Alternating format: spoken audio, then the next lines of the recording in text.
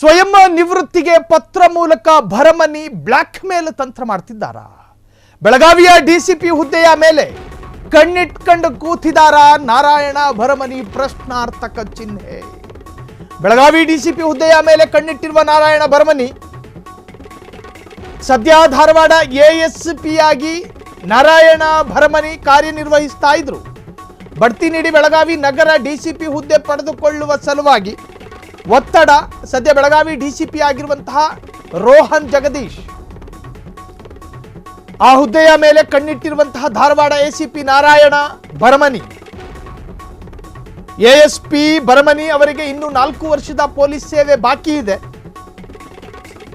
ಹೀಗಾಗಿ ಬಡ್ತಿ ಮತ್ತು ದೊಡ್ಡ ಹುದ್ದೆಯ ಮೇಲೆ ಕಣ್ಣಿಟ್ಟಿರುವ ನಾರಾಯಣ ಭರಮನಿ ಈ ಹಿಂದೆ ಬೆಳಗಾವಿಯಲ್ಲೂ ಕೂಡ ಎಸಿಪಿ ಆಗಿ ಸೇವೆ ಸಲ್ಲಿಸಿದ್ದ ನಾರಾಯಣ ಭರಮನಿ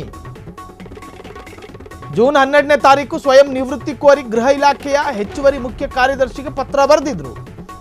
ವಿಆರ್ಎಸ್ ಪತ್ರದ ಹಿಂದೆ ಧಾರವಾಡ ಎಸಿಪಿ ನಾರಾಯಣ ಭರಮನಿ ಡಿಸಿಪಿ ಹುದ್ದೆಯ ಲೆಕ್ಕಾಚಾರ ಏನಾದ್ರೂ ಇಟ್ಕೊಂಡ್ರ? ಸ್ವಯಂ ನಿವೃತ್ತಿಗೆ ಪತ್ರ ಮೂಲಕ ಭರಮನಿ ಬ್ಲಾಕ್ ಮೇಲ್ ತಂತ್ರ ಮಾಡ್ತಿದ್ದಾರಾ? ಬೆಳಗಾವಿ ಡಿಸಿಪಿ ಹುದ್ದೆಯ ಮೇಲೆ ಕಣ್ಣಿಟ್ಟಿದ್ದ ನಾರಾಯಣ ಭರಮನಿ ಅಧಿಕಾರಿ ಅವರು ಸದ್ಯ ಧಾರವಾಡ ಎಎಸ್ಪಿ ಆಗಿ ನಾರಾಯಣ ಭರಮನಿ ಇದ್ದಾರೆ. ಬಡ್ತಿ ನೀಡಿ ಬೆಳಗಾವಿ ನಗರ ಡಿಸಿಪಿ ಹುದ್ದೆ ಪಡೆದುಕೊಳ್ಳುವ ಸಲುವಾಗಿ ಒತ್ತಡಗಳನ್ನು ಹೇರಲಾಗ್ತಾ ಇದೆಯಾ?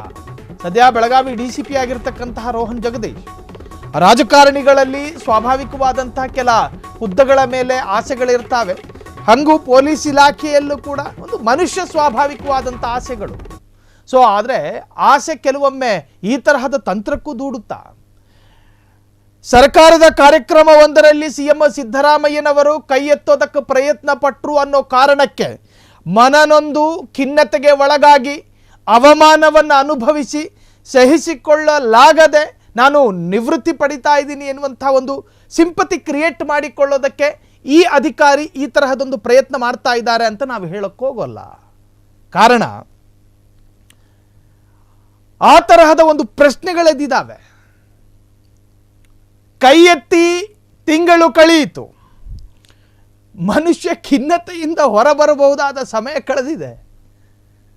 ಅವಮಾನ ಅಲ್ಲ, ಒಬ್ಬ ಕಾಮನ್ ಮ್ಯಾನ್ ಕೈ ಎತ್ತಿರೋದಲ್ಲ, ರಾಜ್ಯದ ಮುಖ್ಯಮಂತ್ರಿ ಕೈ ಎತ್ತಿದ್ದು ಪ್ರಮಾದ ಅಂತ ಹೇಳಿ ನಾವು ಹೇಳಿದ್ವಿ. ಅದು ತಪ್ಪದು, ಅಕ್ಷಮ್ಯ. ಖಾಕಿದಾರಿ ಕರ್ತವ್ಯ ನಿರತ ಪೊಲೀಸ್ ಅಧಿಕಾರಿಯನ್ನ ಮೌಖಿಕವಾಗಿ ಅವಮಾನಿಸೋದು ಅಥವಾ ಸನ್ನೆಯಿಂದ ಅವಮಾನಿಸೋದು ಅದು ತಪ್ಪೇ. ಅದನ್ನು ನಾವು ಸಮರ್ಥನೆ ಮಾಡಿಕೊಳ್ಳೋದಿಲ್ಲ. ಆದರೆ ಆ ವಿಚಾರದ ಸೋಗಿನಲ್ಲಿ ಆ ವಿಚಾರವನ್ನು ಮುಂದಿಟ್ಟುಕೊಂಡು ದೊಡ್ಡ ಹುದ್ದೆಯ ಮೇಲೆ ಕಣ್ಣಿಟ್ಟುಕೊಂಡು ಕೂತಿದ್ದ ಒಬ್ಬ ಅಧಿಕಾರಿಗೆ ಸಿಕ್ಕ ಬಹುದೊಡ್ಡ ಒಂದು ಎನ್ಕ್ಯಾಶಿಂಗ್ ಮೆಟೀರಿಯಲ್ ಇದು. ಹಿಂಗಂತ ಚರ್ಚೆ ಆಗ್ತಾ ಇದೆ. ಒಟ್ಟಾರೆ ದೊಡ್ಡ ಹುದ್ದೆಯ ಮೇಲೆ ಕಣ್ಣಿಟ್ಟುಕೊಂಡು ಈ ತರಹದ್ದೊಂದು ಪ್ರಕರಣವನ್ನು ಮುಂದಿಟ್ಟುಕೊಂಡು ಆ ಸೋಗಿನಲ್ಲಿ ದೊಡ್ಡ ಹುದ್ದೆಯನ್ನು ಪಡೆದುಕೊಳ್ಳುವಂತಹ ತಂತ್ರನ ಈ ಹಿಂದೆ ಬೆಳಗಾವಿಯಲ್ಲೂ ಕೂಡ ಎಸಿಪಿ ಆಗಿ ಸೇವೆ ಸಲ್ಲಿಸಿದ್ದ ನಾರಾಯಣ ಭರಮನಿ ಜೂನ್ 12ನೇ ತಾರೀಕು ಸ್ವಯಂ ನಿವೃತ್ತಿ ಕೋರಿ ಗೃಹ ಇಲಾಖೆಯ ಹೆಚ್ಚುವರಿ ಮುಖ್ಯ ಕಾರ್ಯದರ್ಶಿಗೆ ಪತ್ರವನ್ನು ಬರೆದಿದ್ರು. ವಿಆರ್ಎಸ್ ಪತ್ರದ ಹಿಂದೆ ಧಾರವಾಡ ಎಸಿಪಿ ನಾರಾಯಣ ಭರಮನಿ ಡಿಸಿಪಿ ಹುದ್ದೆಯ ಲೆಕ್ಕಾಚಾರವನ್ನು ಇಟ್ಟುಕೊಂಡು ಈ ತರಹದ್ದೊಂದು ಪ್ರಯೋಗಕ್ಕೆ ಮುಂದಾಗಿದ್ದಾರಾ ಎನ್ನುವಂತಹ ಚರ್ಚೆಯೂ ಕೂಡ ಈಗಾಗಲೇ ಅಧಿಕಾರಿ ವಲಯಗಳಲ್ಲಿ ಬಹಳಷ್ಟು ನಡೀತಾ ಇದೆ.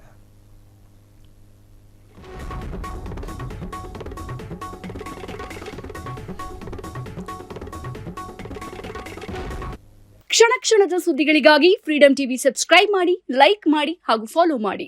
ಹೊಸ ಸುದ್ದಿಗಳ ನೋಟಿಫಿಕೇಶನ್ಗಾಗಿ ಬೆಲ್ ಐಕಾನ್ ಮೇಲೆ ಕ್ಲಿಕ್ ಮಾಡಿ.